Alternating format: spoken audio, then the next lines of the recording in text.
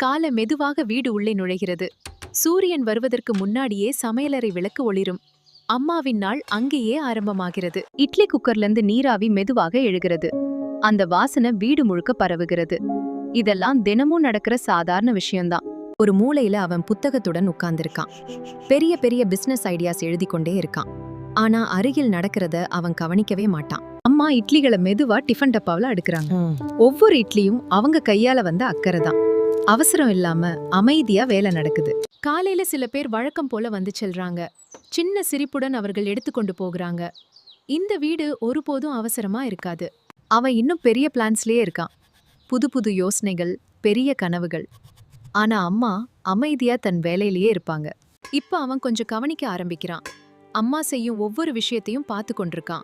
அந்த சின்ன சின்ன பழக்கங்கள் அவனுக்கு புதுசா தெரிகிறது. மாலையோடு நாள் மெதுவா முடிகிறது. டப்பாவில சில இட்லிகள் மட்டும் மீதமா இருக்குது. வீட்டுக்குள்ள ஒரு அமைதியான நிறைவு. புத்தகம் மீண்டும் திறந்து கிடக்குது. இந்த முறை யோசனை கொஞ்சம் சிம்பிளா இருக்கு. தன்னோட வீட்ல இருந்தே ஆரம்பிக்கலான்னு தோணுது.